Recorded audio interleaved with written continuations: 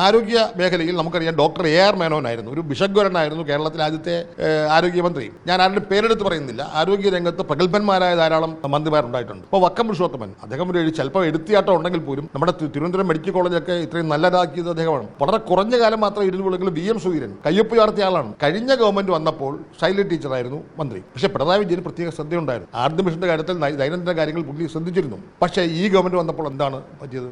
എന്തോ അടിമുടി ഒരു വല്ലാത്ത അവസ്ഥയിലേക്ക് ഈ ഗവൺമെന്റിന്റെ നേതൃത്വത്തിൽ ആരോഗ്യവകുപ്പ് കുത്തഴിയുന്ന അവസ്ഥ ഉണ്ടായി. അതുകൊണ്ട് ആർദ്ര മിഷനും തകർന്നു.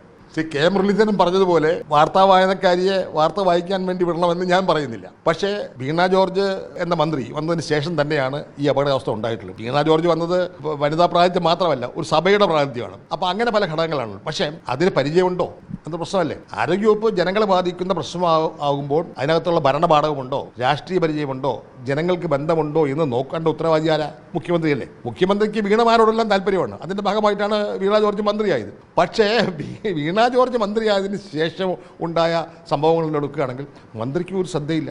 വീണ ജോർജിനെ മന്ത്രിയാക്കിയതിനെ കുറ്റപ്പെടുത്തുന്നില്ല. വാർത്താ വായനക്കാരിക്ക് മന്ത്രിയാവാം, പക്ഷേ അതിന് പറ്റിയ വകുപ്പാവണം. വീണ ജോർജിന് വേണമെങ്കിൽ വനിതാ വികസന ചുമതല കൊടുക്കാം, അല്ലെങ്കിൽ ഒരു വാർത്താ വായനക്കാരി ആയിരുന്നതുകൊണ്ട് മാധ്യമരംഗത്തുള്ള ആളെന്നുള്ളിൽ പബ്ലിക് റിലേഷൻസിൻ്റെ ചുമതല കൊടുക്കാം. പക്ഷേ ആരോഗ്യം പോലുള്ള ബൃഹത്തായ ഒരു സംവിധാനത്തിൻ്റെ ചുമതല കൊടുത്തപ്പോൾ അവിടെ വഴിതെറ്റി.